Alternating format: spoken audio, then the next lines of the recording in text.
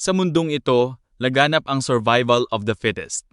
Parang pila lang sa MRT tuwing rush hour, laging kawawa ang mahihina. Nagsisimula ang kwento kay Joan, isang mababang klasing noble na kasamang nagretrain ng instructor niyang si Joseph sa gubat. Noong una, akala mo seryosong hunter si Joan. Pero dahil sa malahulk niyang lakas, biglang crack. Nabali niya ang mamahaling bow na bagong bili lang ni Joseph. Sayang ang pera. Todo iyak si Joseph at tinanong kung bakit ba hilig maghunting ng isang noble imbes na mag-aral ng swordsmanship. Ang hirit ni Joan, walang pera sa swordsmanship hanggat walang nag-hire sa'yo. Realistikong tamang pag-uugali. Parang adulting lang sa totoong buhay. Dito na-reveal ang plot twist. Si Joan pala ay isang reincarnated modern man named Kim Johan. Dahil alam niyang nasa laylayan siya ng kanilang family hierarchy at may talamak na power struggle sa mansion, goal niya lang ay mag-ipon ng malaking pera para kung sakaling ma-kick out siya, hindi siya magiging pulubi. Habang naglalakad, nakakita sila ng pack ng mga lobo na lumalafang ng bangkay. Walang cheat codes, walang status window, at walang isekai system na tutulong sa kanya rito. Puro realidad lang. Kaya habang nag-lecture si Joseph tungkol sa isang mamahaling herb na tinatawag na Little Devil Grass, busy naman si Joan sa pagbulsa nito, insta-selling yarn. Biglang may narinig silang nakakakilabot na sigaw. Pagtakbo nila, nakita nila si Del, isang batang commoner na stranded sa taas ng puno habang pinapaligiran ng mga man-eating wolves. Imbes na matakot, nagniningning ang mga mata ni Joan. Habang si Joseph ay gustong tumawag ng backup, ang tingin ni Joan sa mga lobo ay hindi panganib kundi mga lumalakad na 5-star items at mamahaling pelts. Kaya naman sumugod si Joan para maging bait habang pinapasagip si Del kay Joseph. Pero plot twist ulit, sa unang kagat ng lobo, nabasag agad ang mumurahing espada ni Joan. Sana nag-Shopee Mall ka muna, Paps. Sinunggihan siya agad ng isang lobo sa leeg habang sumisigaw si Joseph sa takot. Habang nag-aagaw buhay si Joan sa gubat, lumipat ang eksena sa Baltroden Village kung saan nag-iinspeksyon ang pamilya ni Joan. Ang kanyang toxic na ama na si Lord Jessen at ang kanyang half-brother ay todo light kay Joan. Sabi pa ng tatay niya wala siyang paki kung mamatay si Joan sa gubat. Pero biglang napahinto ang prosesyon nang ipakita ng mga villagers ang tinatagong training ground ni Joan. Laking gulat at luwa ng mata ng tatay niya nang makita ang isang dambuhalang puno na wasak-wasak at may malalalim na baon dahil sa suntok ng tao. Hindi pala siya dimwit, si Saitama pala to. Balik sa gubat, akala ng lobo ay ulam na niya si Joan, pero nag-akamali siya. Hinarang lang ni Joan ang kagat gamit ang braso niyang may benda. Dito niya inamin na hindi niya talaga forte ang swordsmanship. Nag-brawling stance ang lolo mo at naglabas ng mala Super Saiyan na blue aura. Sa isang iglap, pinagmop niya ng sahig ang mga lobo gamit ang kanyang kamao. Wasak ang buong pack ng wolves sa tindi ng bare-handed violence. Sa huli, nakatayo si Joan sa gitna ng mga bangkay habang baliw na tumatawa. Minanang calculate kung magkano ang kikitain niya sa mga pelts. Grind kung grind para sa ekonomiya. Bago naging halimaw sa lakas si Joan, dumaan muna siya sa matinding character development at trauma. Narecall niya ang kanyang kabataan na talamak ang pangbubuli ng kanyang pangalawa at pangatlong kuya. Gabi-gabi siyang ginagawang punching bag at sinasabihan ng, "Mamatay ka na, bastardo!" Dahil sa tindi ng abuse, natutunan ni Joan ang mapait na katotohanan. Sa mundong ito, walang paki ang lipunan sa'yo kung mamatay ka. Ang taming maaasahan mo lang ay ang sarili mo, parang pag-asa sa pangakong 20 piso na bigas. Pero may academic weapon pala ang lolo mo. Sa past life niya, isa siyang sunog kilay na modern student na puyat sa kaka-review at trabaho. Bitbit niya ang kaalaman sa economics, political science, at ang pinakamalupit, exercise science at nutrition. Habang ang mga taga-medieval era ay walang kaalam-alam, si Joan ay nag-focus sa high-intensity training. Noong bata siya, pinagtripan siya ng mga villagers dahil kumakain siya ng mga tira-tirang oats, beans, at pugo.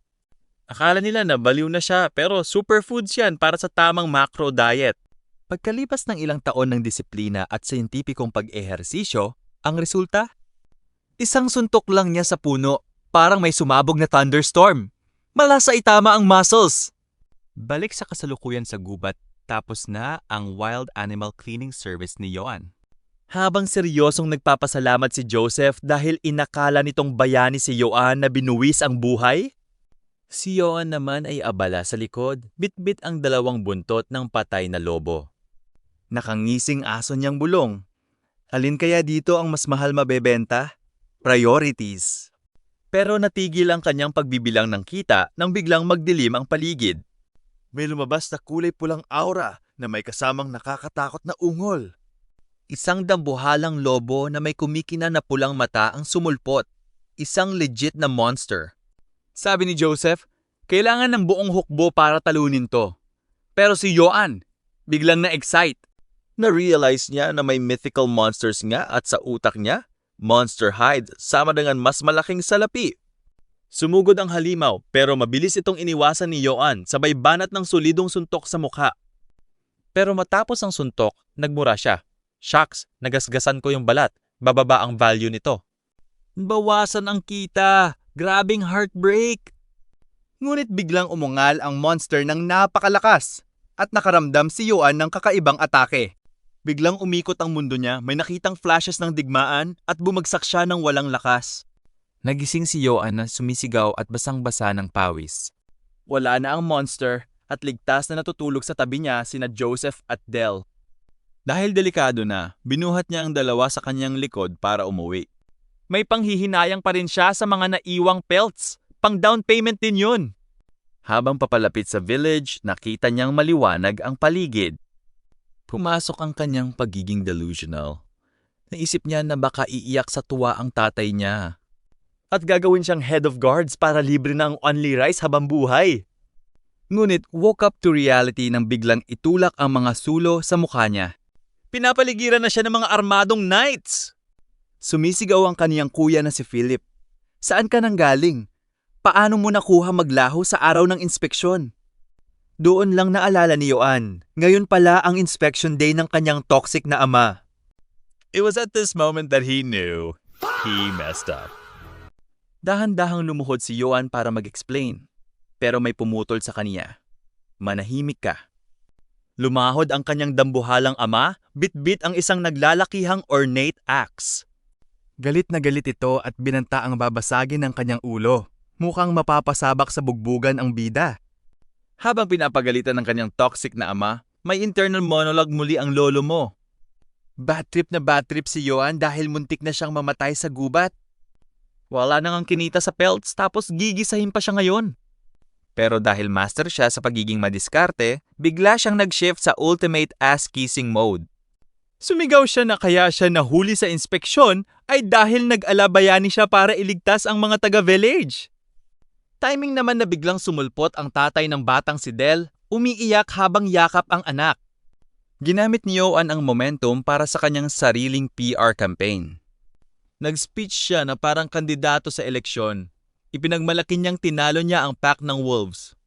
Nag-90-degree bow sa kanyang ama at humingi ng tawad sabay hirit ng, "Baka naman pwede akong gawing guard captain?" Akala ni Yoan ay pasok na siya sa interview. Ang tatay niya biglang humalahak ng sarkastiko at naghanap ng resibo. Nasaan daw ang mga patay na lobo? Noong sinabi ni Yoan na totoo ang kwento at nakita pa niya ang isang dambuhalang black wolf. Nagwawala sa galit ang kanyang ama at tinawag siyang sinungaling. Para patunayan ang kanyang lakas, hinamon ni Yoan ang tatay niya sa isang duel. Pumayag naman ang kanyang ama pero may condition, weapons only. Dito na gusto ko na lang maging patatas si Yoan sa loob niya. Realize niyang hindi naman siya tinuruan mag-espada ng kanyang pamilya. Noong ipinakita niya ang hawakan ng kanyang basag na sword, pinahiram siya ng kanyang kuya Philip ng ibang espada. Bumubulong na magmakaawa na lang para mabuhay. Pero ang hirit ni Yoan, hindi tumatakbo ang tunay na lalaki. Diyan ka nagkamali, Paps. Pagkasimula ng laban, sumabog ang isang nakakapangilabot na pulang aura mula sa kanyang ama. Sa unang hampas pa lang ang dambuhalang palakol nito, Wasak agad ang hiniram na espada ni Yoan. Kulang na lang ay kantahan si Yoan ng anong realidad ito. Brutal siyang pinapasadahan ng kanyang ama. Sinabihan pa siya nito na kahit anong kayod niya, hinding-hindi siya magiging successor at mananatili siyang palamunin. Duguan, bugbog sarado, at lupaypay na natalo si Yoan sa lupa. Naglalakad paalis ang kanyang ama na nagbabanta na babasagin talaga ang ulo niya sa susunod. Pagkatapos ng matinding pambubugbog, dinala si Yoan kay Priest Valberg para gamutin. Galit na galit ang pari sa kawalan ng hustisya at honor ng kanyang ama. Si Yoan, chill lang at masaya ng buhay pa siya. Ipinaliwanag ng pari na halimaw talaga sa gyera ang tatay niya at may minanang family techniques. Ikinuwento rin nito na ang kapitbahay nilang noble na si Sir Brits ay nakapatay ng 300 sundalo ng mag-isa gamit ang martial arts at teknolohiya. Napahanga si Yoan pero noong nabanggit niya na nakaharap niya ang isang black wolf sa gubat, biglang namutla ang pari. Naglabas ang pari ng isang lumang libro at sinabing ang black wolf ay isang tabu at omen of death. Isang premonisyon ng kamatayan at dugo. Sinubukan na lang silang i-comfort ng pari na baka ginagabayan siya ng Diyos. Mabuti siyang tao na inuuna ang kapakanan ng iba. Napanganga na lang si Yoan sa loob niya. Mabuting tao yarn? Pera lang po ang habol ko. Habang nag-e-existential crisis si Yoan, lumipat ang eksena sa teritoryo ng pamilyang Brits. Sunog, saksakan at iyak ng mga sibilyan ang nagaganap. Isang malupit na massacre ng mga mercenaries para sa ginto. Lumapit ang isang mercenary sa kanilang pinuno, ang dambuhalang si Sir Karamov. Kilala bilang ang Sword of the Holy Empire at proxy ng emperador. Hawak ang seal ring ni Sir Brits, ang lalaking sinabi ng paring nakapatay ng 300 sundalo. Madali itong dinurog ni Karamov gamit ang kanyang kamay. Dismayado siya dahil hindi man lang daw umabot sa 2 attacks ang sikat na noble. Itinaas ni Karamov ang kanyang kamao sa harap ng kanyang hukbo na nagliliwanag ang mga pulang mata sa dilim. Nagbigay siya ng utos na patayin, pagnakawan, sunugin ang lahat para sa walang katapusang ginto at karangalan. At ang kanilang susunod na target, ang teritoryo ng pamilya ni Yoan. Nagsimula ang episode sa isang madugong bangungot. Nakita ni Yoan sa kanyang panaginip ang 2 armored knights na nagpapatayan. Noong natanggal ang helmet ng naputulan ng ulo, plot twist, mukha niya mismo ang tumambad na walang kabuhay-buhay. Nagising si Yoan na sumisigaw at basang-basa ng pawis. Ilang araw na niyang napapanaginipan ito simula nung makita niya ang Black Wolf na tinatawag ni Priest Valberg na sign of death. Una, ayaw maniwala ni Yoan dahil sabi niya, "Hala, wala naman akong ginagawang masama sa lobo ah." Pero bigla niyang naalala. Binato niya pala ito ng dambuhalang bato sa mukha noong nakaraan. Sabi nga sa meme, actions have consequences, Paps. Pero dahil dakilang fatalistic ang bida natin, hinayaan na lang niya at nag-focus na lang sa pag-grind at pag-iensayo. Habang nagte-training si Yoan sa burol at nagpapatigas ng kamao, sumulpot ang kanyang 2 epal na kuya. Todo lie-in na naman ang 2. Hoy, basurang brat! Akala mo ba lalakas ka sa pag-iyak sa tapat ng kahoy? Sinabihan pa siyang mukhang asong tumatahol lang at hinding-hindi siya gagawing guard captain ng tatay nila. Ipapakain lang daw ang bungo niya sa mga baboy. Habang daldal ng daldal ang mga kuya niya, isang simpleng suntok ang binitawan ni Yoan sa dambuhalang puno. Boom! Wasak agad ang buong trunk. Nagtalsikan ang mga shrapnel. Humarap si Yoan sa 2 na hubad-baro. Litaw ang malabato at nakakatakot na muscles na parang sumailalim sa 100 push-ups, 100 sit-ups at 10 kilometers run araw-araw. Sabay ngiting aso. May sinasabi kayo mga kuya? Lapit kayo kaunti para marinig ko. Ang 2 bully? Ayun, napapreno ang utak. Sumigaw ng, "Hala! Joke lang!" At kumaripas ng takbo pababa ng burol. Nagbabantang isusumbong siya sa tatay nila. Napakapatetikong mga akla. Habang pinapanood silang tumakbo, sumulpot naman ang panganay na kapatid na si Philip na may dalang sako. Prangka nitong sinabi na totoo ang hirit ng dalawa. Walang intensyon ang tatay nila na bigyan ng posisyon si Yoan. Ang dahilan? Takot ang tatay nila sa lakas ni Yoan. Natatakot si Lord Jessen na baka maulit ang kasaysayan. Pinatalsik din nito ang lolo nila noon para makuha ang kapangyarihan. Kaya naman, ibinuhos ni Philip ang laman ng sako sa damuhan. Isang set ng chestplate, surcoat at isang mahabang espada. Sabi ni Philip, hindi siya tulad ng tatay nila na nagtatapon ng talent. Nangako siyang kapag siya na ang naging bagong lord, gagawin niyang guard captain si Yoan. Sana all may supportive na kuya, di ba? Pero noong tiningnan ni Yoan ang armor na iniwan ni Philip, nanigas siya sa takot. Ito eksakto ang armor na suot niya sa kanyang madugong bangungot. Naisip niya, kapag sinuot ko ba to, mamatay ako tulad sa panaginip ko? Nanaig ang kanyang diskarte. Kailangan niya ng gamit para manalo sa buhay. Sinuot niya ang breastplate, hinugot ang kumikinang na espada. Biglang nag-ala legit na kabalyero ang hitsura sa gitna ng gabi. Samantala sa isang lokal na inuman, solid ang tsismisan at turingan ng mga villagers. Lumalaki na ang alamat ni Yoan. Sabi ng isa, nakapatay daw si Yoan ng 50 lobo pero iniwan ang mga pelts. Hindi mukhang pera ang isang tunay na knight. Kung alam lang nila na nanghihinayang si Yoan hanggang ngayon, di ba? Todo puri ang mga taga-village kay Yoan. Minumura ang kanilang kasalukuyang lord na parang lasinggong baboy. ang tatay ni Del na si Robert ay nagpa-unli drinks pa para sa lahat bilang pasasalamat kay Sir Yoan. Ngunit sa madilim na sulok ng tavern, may 3 misteryosong nakakubli sa kapa. Nagtanong ang isa sa kanila tungkol kay Yoan. Nagdidilim ang paligid at nagliliwanag ang pulang mata sa ilalim ng talukbong. Sila na ang mga mercenaries mula sa nakaraang chapter. Inutusan ng pinuno ang isang villager na ikwento pa ang tungkol sa pamilyang Ace. Walang kaalam-alam sa panganib, masayang naglalakad si Yoan sa gabi habang naguhum ng kanta. Iniisip na niya ang kanyang golden road papuntang tagumpay bilang guard captain. Bigla siyang may nakitang lalaki na nakasandal sa pader, mukhang lasing na natutulog.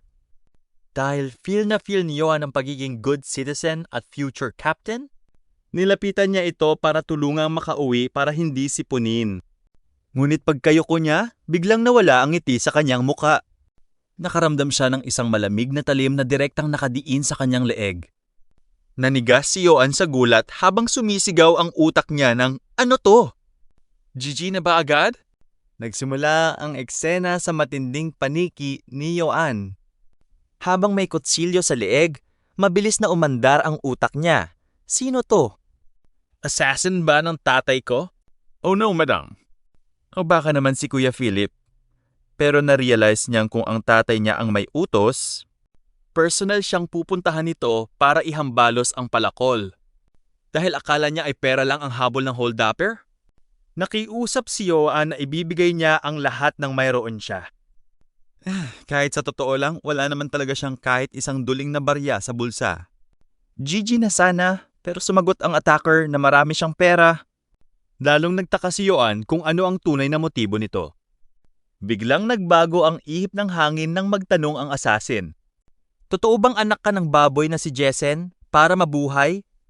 Ginamit ni Yoan ang kanyang corporate experience sa past life nung umabot siya sa round 2 ng isang major job interview. Sumagot siya ng may kasamang talinhaga. Minsan, ang leon ay pinapanganak din sa lahi ng baboy. Pagkatapos ng ilang segundong nakakabinging katahimikan, biglang humalakhak ng histerikal ang lalaki. Gustong-gusto raw niya ang sagot na yon. Pero noong akala ni Yoan ay pakakawalan na siya. Biglang hinarap siya ng lalaki na may demonyong ngiti sabay sabi ng, "Akin ka na ngayon. Akala mo tuloy BL series ang pinapanood natin, pero may mas malalim palang dahilan." Ang lalaking ito ay walang iba kundi si Keel, ang pinakamalupit na assassin ng Empire. Isang poison master at kilala bilang ang Venom Serpent. Ang kaniyang problema? Matanda na siya at wala siyang mahanap na successor. Higit sa 30 na tagapagmana ng mga mararangal na pamilya ang pinatay niya.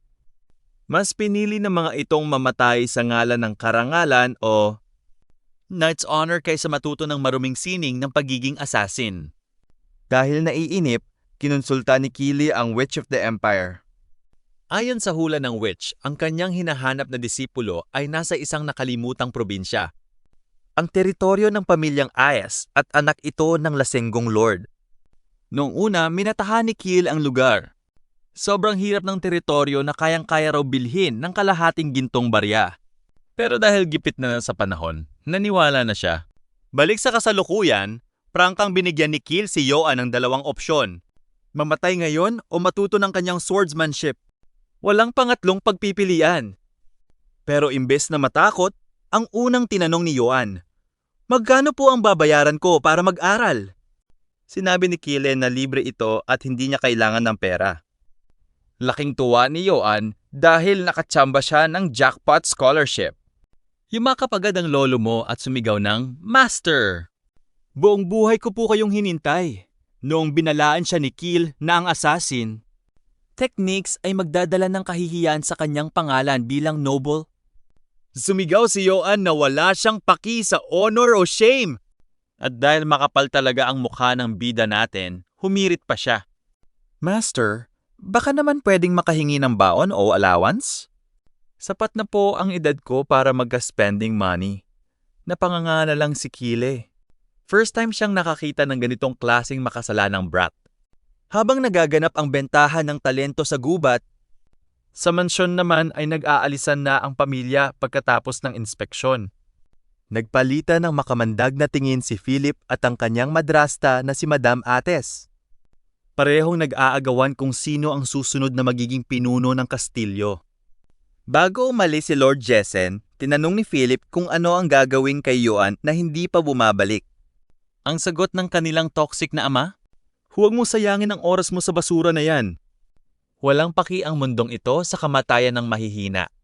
Pero noong nakalayo na ang tatay nila, biglang rumehistro ang pag-aalala sa mukha ni Philip.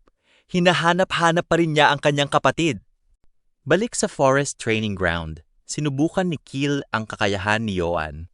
Humiram si Yoan ng espada at nahihiyang umamin na madalas siyang makasira ng armas. Noong una na dismaya si Keely sa kanyang fighting stance, Hindi ito pang noble, kaya binalak na naman niya itong patayin. tinanong ni Yoan kung pwede siyang lumaban sa paraang gusto niya, gamit ang kamao, bato o kahit ano. Noong pumayag si Keely, biglang sumugod si Yoan sabay ayon. Sa tindi ng impact ng kanyang puwersa, nabali na naman ang espada. Doon tuluyang napapreno ang utak ng Venom Serpent. Sa wakas, napatunayan ni Keely na tama ang hula ng witch. Ang brat na nasa harap niya ay hindi basta tao. Isa itong halimaw sa lakas. Nagsimula ang episode sa gulat ni Keely sa lakas ng hangin mula sa suntok ni Yoan. Na-realize ng master na kung tumama yun sa kanya, pira-piraso ang mga buto niya. Parang hindi tao ang kalaban niya, kundi isang leon.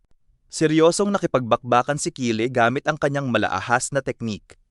Dahil hilong-talilong si Yoan sa kakaibang galaw ng master, ayun, nasapak siya ng solid sa mukha. Kahit flat side lang ng blade ang tumama, nagulat si Keely dahil hindi man lang nahimatay ang lolo mo. Sabi pa ng master, kung nabuhay lang si Yoan 1,000 taon ang nakalipas, baka tinawag na siyang legendary hero. Pero may plot twist. Binalaan ni Keely si Yoan na may malupit siyang weakness. Mamatay si Yoan kung hindi niya matututunang ikontrol ang sarili niyang lakas. Noong una ayaw maniwala ni Yoan dahil hindi naman daw niya sinasaktan ang sarili niya.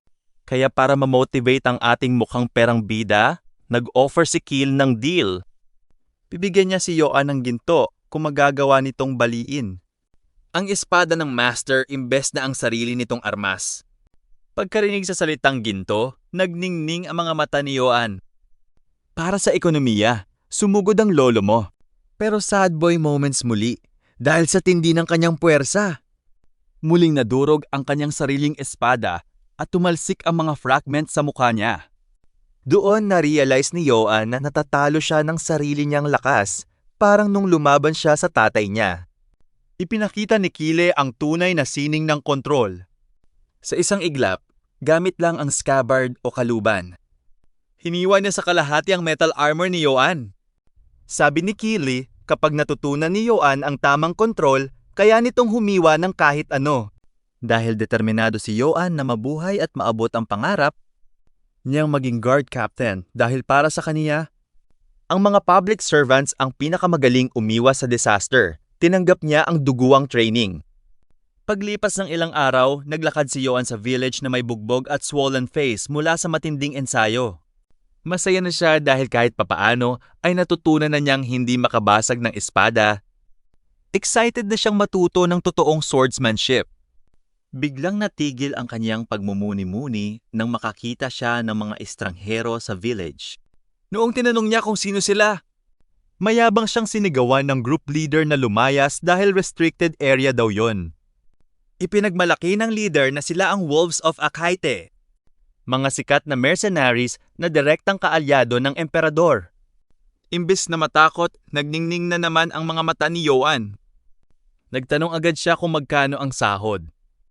Nung sinabi ng mercenary na 2 gintong barya ang kita sa isang trabaho, na-shook ang lolo mo.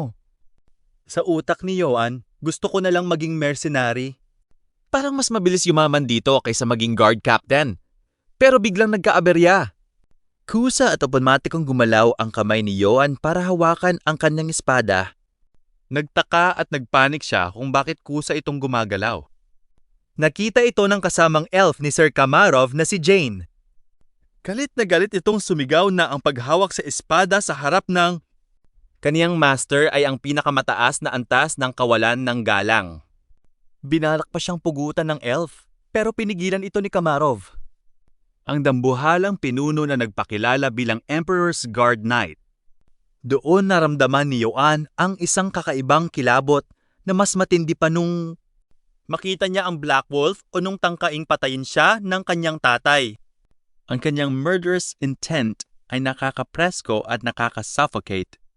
Parang isang biktima sa harap ng isang apex predator. Inutos ni Kamarov na tumabi si Yoan dahil humaharang ito sa daan. Habang nilalampasan siya ng mga mercenaries na tinatawanan ng kanyang takot, naglakad si Kamarov papuntang Castle Gate at bumulong ng hindi pa ito ang tamang oras. Pinanood sila ni Yoan paalis. Litong-lito kung bakit ang isang knight ng emperador ay narito sa kanilang kinalimutang probinsya. Kung anong panganib ang dala nito sa kanilang pamilya. Nagsimula ang episode sa mansyon kung saan nagmamadaling sumalubong si Philip. Danggapin ang kanilang grand guest na si Karamov. Ipinakilala pa ni Philip ang sarili niya bilang susunod na lord ng pamilyang Ace. Biglang umepal ang kanyang madrasta na si Madam Ates. Todo landi ang madrasta kay Karamov, sinabihan pa itong gwapo. Ipinipilit ang anak niyang si John bilang totoong tagapagmana. Niyaya pa si Karamov na pumasok sa inner castle. Ngunit dedma ang lolo mo. Sa halip, hinampas ni Karamov ang kanyang kamao sa mesa, sabay sigaw ng, "Nasaan si Jessen? Sinubukan siyang pangaralan ni Philip tungkol sa tamang paggalang sa kanyang ama." Pinagtanggol pa ng madrasta si Karamov. Dahil buwisit na si Karamov sa daldal at pamumulitika ng dalawa. Sinigawan niya silang lahat ng, "Magpalayas kayo. Magdala kayo ng alak. Dito lang daw siya mag-aabang hanggang sa dumating si Jessen." Akala mo naman sa boarding house lang tumutuloy, no? Samantala, sa madilim na gubat, todo ensayo si Yoan. Na-distract siya dahil naiisip pa rin niya ang nakakasuffocate na aura ni Karamov nung magkita sila. Napansin nito ng kanyang master na si Kile. Binato siya nito ng mga daggers para magising ang kanyang diwa. Muntik na siyang mahiwa sa leeg. Binalaan siya ni Kile na kung may lason ang daggers, patay na si Yoan ngayon. Ipinaliwanag ni Yoan na naguguluhan siya kung bakit kinokontrol ng mga personal knights ng emperador ang gate ng kanilang teritoryo. Doon na drop ni Kiel ang katotohanan. Si Karamov ang pinakamalakas na warrior sa buong kontinente at ang core power ng Holy Empire. May suot pa itong legendary armor. Nung tinanong ni Yoan kung mas malakas ba si Karamov kaysa kay Kile, umamin ng master na kung makakaharap niya ito, tatalikod siya at tatakbo ng walang pag-aalinlangan. Para matutunan ang tamang pagkontrol ng lakas, ipinagpatuloy nila ang ensayo. Sinabihan ni Kili si Yoan na huwag mag-swing blindly, kundi itutok ang daloy ng puwersa sa dulo ng espada. Sa gitna ng training, biglang nakaramdam ng matinding takot si Kiel. Isang mapanganib na aura ang lumabas kay Yoan. Sa isang iglap, napasabog at nahiwa ni Yoan ang kaluban ng espada ni Kiel. Laking tuwa ni Yoan dahil nakuha na niya ang pakiramdam. Pero sabi ni Kili, tsamba lang daw yon at hinamon siyang sumugod ulit ng seryoso. Dito na naglabas si Yoan ng isang nakakatakot na purple serpent aura. Ang secret sword technique na Serpent's Tongue. Sa isang bagsakan, naitumba ni Yoan ang kanyang master. Napanganga si Kile sa kanyang utak. Paano niya nagamit yan ng perpekto gayong ipinakita ko lang to sa kanya? Unang araw, sa loob ng kulang sa isang linggo, nalpasan na ng kanyang disipulo ang sarili niyang lakas. Dahil wala na siyang maituturo, nagdesisyon si Kile na aalis na siya sa madaling araw. Nagpasalamat ng tapat si Yoan at tinanong ang master tungkol sa kaniyang masamang panaginip at sa Black Wolf bago umalis. Binigyan siya ni Kili ng huling payo. Kailangan ni Yoan ng sandata na gawa sa Dana Steel. Isang mahiwagang metal mula sa ancient ruins na kayang makatagal sa malahalimaw niyang lakas. Minalaan din siya ni Kiel. Kapag nakakita ka ng taong may suot na Dana Steel, huwag kang lilingon. Tumakbo ka agad. At tandaan mo, huwag kang lalaban sa hindi mo kayang talunin. Kung delikado, tumakbo ka. Pero kung kailangan talagang lumaban, gumamit ka ng kahit anong paraan at patayin mo agad. Parang impyerno ang paligid at doon na-realize ni Yoan na nagsimula na ang totoong bangungot. Huwag kang mamamatay. Isang emosyonal na pamamaalam mula sa isang maalaman na assassin. Balik sa kastilyo, lalong naging makasalanan ang madrasta. Noong magreklamo si Karamov na lasang ihi ng daga ang mamahaling alak, niyaya siya ng madam sa kwarto ni Lord Jessen para doon mag-cozy time habang wala pa ang asawa nito. Ngunit biglang nag-flash ang pulang mata ni Karamov. Nabuburyong na raw siya sa pambubudol ng babaeng ito. Sinabi niyang mag-e-enjoy na lang siya sa kaniyang paboritong libangan, ang pagmasaker o slaughter. Biglang sinakmal ni Karamov ang leeg ng madrasta habang si Philip ay nakasubaybay sa dilim. Gulat na gulat at napapahawak sa kanyang bibig sa tindi ng horror. Sa pagtatapos ng chapter, masayang naglalakad si Yoan pabalik sa village, bit-bit ang mga aral ng kanyang master. Ngunit bigla siyang napahinto nang makarating sa labas ng bayan. Ang kanyang nadatnan? Isang dambuhalang apoy ang lumalamon sa buong village. Nagsimula ang episode kay Lord Jessen na nagmamadaling nakasakay sa kabayo pabalik ng kanyang mansyon. Sa dambuhalang usok na nakikita niya. Pagdating niya sa kastilyo, sinalubong siya ng mga bastos na mercenaries na tinawag pa siyang Sir Peg, sabay sabing kulang daw ito sa patience Sir Karamov. Pagkabukas ni Jessen ang dambuhalang pinto, shock at horror. Tumambad sa kanya ang napakaraming bangkay ng kanyang mga anak at mga katulong. Duguan at nakahandusay sa sahig. Lumabas si Karamov mula sa dilim at formal na idineklara na si Jessen ay guilty sa high treason at pagtatangkang pagpatay sa emperador. Ang utos ay ubusin ang buong lahi ng House 8. Sumugod si Jessen, dala ang kanyang palakol, sumisigaw na framed up lang ang lahat. Hinugot ni Karamov ang kanyang dambuhalang purple sword at nag-utos sa kanyang mga tao. Ubusin ang lahat sa teritoryong ito at burahin ang lugar na ito sa mapa. Grabe. Walang paki sa human rights si Paps. Nagsimula ang malupit na massacre sa village. Walang awang pinagpapatay ang mga kapitbahay ni Yoan. Isang mercenary ang akmang pupugot kay Priest Valberg na seryosong nagdarasal. Tinatanong kung nasaan ang bastardo ni Jessen. Pero bago pa bumagsak ang espada, boom! Biglang sumulpot si Yoan mula sa dilim at hinati sa dalawa ang mercenary gamit ang isang diagonal slash. Tinulungan ni Yoan ang pari at nalaman niyang posibleng patay na rin ang kanyang tatay. Sinusunog ang buong bayan para burahin ang ebidensya. Habang nagpapanik sila, narinig ni Yoan ang iyak ng batang si Del. Ligtas ito pero pagtingin ni Yoan sa likod ng bata, Nakita niya ang bangkay ng tatay nitong si Robert na nakatitig at nakapako sa kahoy. Agad na pumasok sa utak ni Joanne ang mga flashbacks. Ang pagligtas niya kay Del, ang mahigpit na yakap ni Robert sa anak, ang masayang inuman sa tavern kung saan isinisigaw ng mga villagers ang kaniyang pangalan. Dito nakaramdam ng matinding galit at pighati ang ating bida. Ipinagkatiwala niya si Del kay Priest Valberg at naglakad paalis kahit pinipigilan siya ng pari. Pagdating ni Joanne sa plaza ng village, Nakita niya ang isang kahoy kung saan nakatusok ang naputol na ulo ng kanyang tatay na si Lord Jessen. May kasama pang karatula mula kay Karamov na bawal itong kunin kundi papatayin din sila. walang takot na sinira ni Joanne ang kahoy para mahulog ang ulo ng tatay niya. Tapak ng napakabigat sa pulang bandila na may golden eagle, ang simbolo ng emperador. Umpisa na ng rebelyon. Sinugod siya ng mga sundalo, pero gamit ang kanyang malablur na bilis.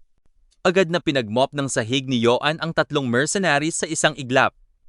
Habang sumusugod papuntang kastilyo, tinatanong ni Joanne ang sarili niya, bakit ko ba to ginagawa? Tama naman si Priest Valberg, dapat tumatakbo na ako para mabuhay. Bakit ako bumabalik sa gulo?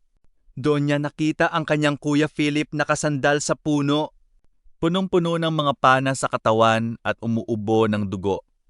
Nilapitan siya ni Joanne at sa kanyang huling hininga, Iniabot ni Philip ang isang helmet na balak niya sanang iregalo kay Joanne kapag naging lord na ito balang araw. Pumanaw si Philip habang hawak ni Joanne ang helmet. Sa sandaling iyon, pumasok sa utak ni Joanne ang boses ng kanyang master na si Kiel. Kung delikado, tumakbo ka ng hindi lilingon.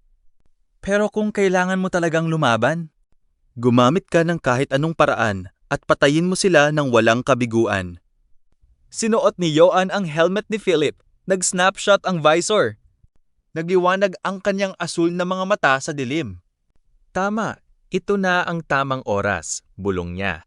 Sinipa niya ang dambuhalang pinto ng kastilyo gamit ang isang kamay. Nagulat ang mga mercenary sa loob, pero walang preno si Joanne. Pinalibag niya ng suntok ang mukha ng isang armored knight hanggang sa mayupi ang helmet nito. Sigaw ng, Karamov! Lumabas ka rito, hayop ka!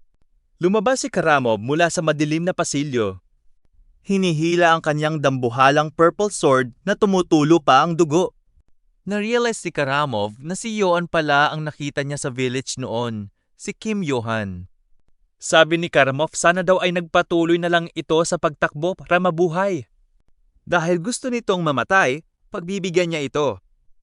Itinutok ni Karamov ang kanyang sword na naghuhum sa purple energy. Si Joanne naman ay nag-apoy ang kanyang dambuhalang asul na aura sa buong katawan. Sumigaw si Joanne na hindi na kailangan pang magsalita ng kontrabida dahil handa na siyang pumatay. Dito na magsisimula ang totoong bakbakan ng taon. Matapos magpalitan ng maanghang na salita, sumugod si Joanne bitbit ang nag-aapoy na kamao. Sakto sa kanyang mga bangungot, nagkatotoo ang bawat tagpo. Sinalubong siya ni Karamov ng dambuhalang talim at bawat espadang hawakan.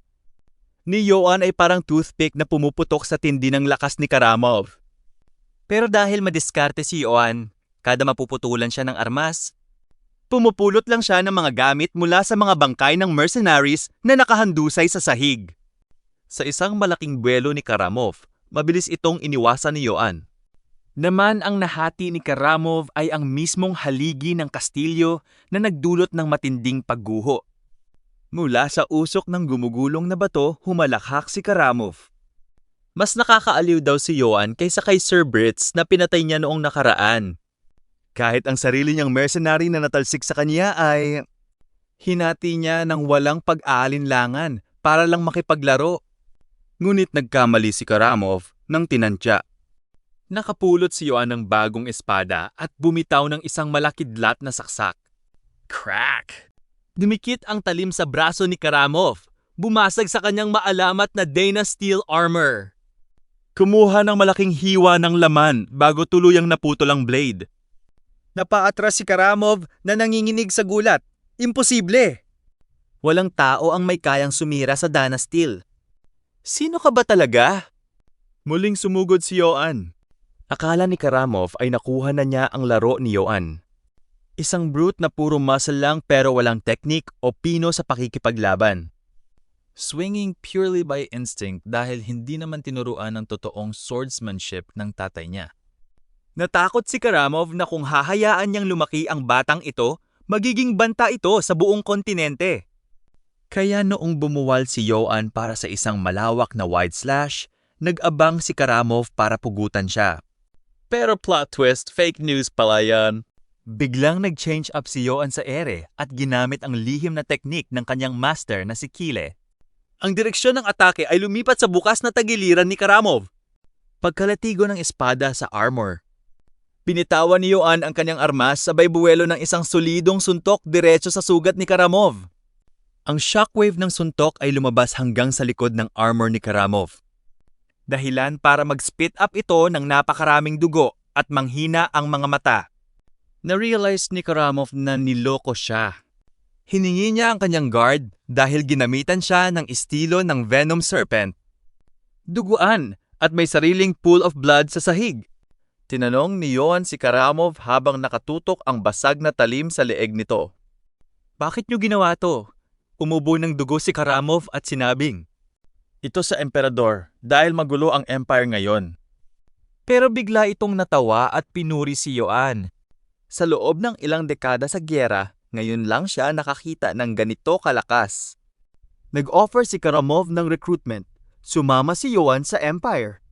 Gagawin siyang Imperial Knight. Bibigyan ng only ginto, karangalan at malalawak na lupain. Naisip ni Yoan ang unli ginto, ang pangarap niya noon. Pero ngayon? Parang wala na siyang nararamdaman. Tinanggihan niya ang offer. Nagtaka si Karamov. Bakit? Dahil lang sa mga pampaslupang commoners at serfs na yan, nag-grit ng ngipin. Si Karamov at minalit ang nanay ni Yoan na galing din sa mababang uri. Giit ng batas ng mundo, ang malalakas ang umiinom ng dugo ng mahihina. Doon tuluyang nag-snap si Yoan. Bumulong siya sa kanyang utak. Master Kill, sorry po. Hindi ko na kayang ikontrol ang lakas ko. Bam! Isang napakalakas na suntok sa muka ang nagpalipad kay Karamov paatras. Hindi tumigil si Yoan. Sunod-sunod na pambubugbog ang inabot ng kinalalang pinakamalakas na knight ng kontinente. Sinisigawan niya ito. Sino kayo para humusga kung sino ang pwedeng mabuhay at mamatay? Basura ba ang tingin nyo sa buhay nila? Ang Dana Steel, Helmet ni Karamov ay nayupi at bumaluktot sa kanyang bungo. ginagawa siyang meat cryo ni Yoan sa sahig ng sarili nilang kastilyo.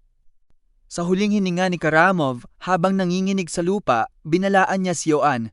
Gonggong. Sana tinanggap mo.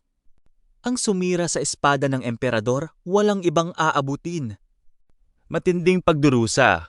Pagkatapos nun, naging limp ang kamay ng general. Patay na si Karamov. Nakatayo si Yoan na puno ng dugo ang mga kamao. Tiningnan niya ang paligid at napaisip, sa mundong ito, napakadaling tanggapin ng kamatayan. Pera at survival lang naman ang habol niya noong una. Pinatay ng Empire ang kanyang pamilya at ang mga inosenteng taga-village para lang burahin sila sa mapa. Humarap si Yoan sa gabi at nagsumpa. Kahit pa ang buong mundo ang maging kalaban ko, ginawa ko lang ang dapat gawin. Hinding-hindi ko pagsisisihan ang desisyon ko. Ganito ako mabubuhay, ano man ang sabihin nyo. Nagsimula ang gabi sa loob ng kastilyo kung saan galit na galit ang Elven commander na si Jane. Hindi niya matanggap ang balita ng kanyang sugatang sundalo na may isang lolo na biglang pumasok. Pinagbubugbog ang buong hukbo at pinugutan si Sir Karamov gamit ang kanyang sariling mga kamay. Dahil walang bangkay na mahanap sa courtyard. Inakala ni Jane na kwentong barbero lang ito, pero seryoso ang kanyang sundalo. Agad na nag-utos si Jane sa kanyang pursuit party. Huntingin si Yoan. Patayin niyo kung kailangan, pero dalhin niyo ang ulo ng traidor na yan sa emperador. Samantala, sa gitna ng gubat, nakikipag-brawl na naman si Yoan sa mga Elven soldiers. Naaalala ang huling habilin ni Philip na hanapin ang stable para makatakas. Sa kasalukuyan, bit-bit pa rin pala ni Yoan ang bangkay ni Karamov. Ginawa niya itong human shield dahil ang mamahaling Dana Steel, Nang mahiguludan tinatos ang mamay ng crush props banantom yanma. Pagdating sa stable, nakita niya ang dambuhalang warhorse ng kanyang tatay. Bilang pasasalamat sa kanyang yumaong kapatid, pinangalanan ni Yoan ang kabayo na Philip. Kahit paano, kasama pa rin niya si kuya. Sumakay si Yoan kay Philip at mabilis na kumaripas ng takbo sa kadiliman. Lagpas sa mga nagugulat na sundalo hanggang sa marating niya ang pinakamalalim na bahagi ng Black Forest.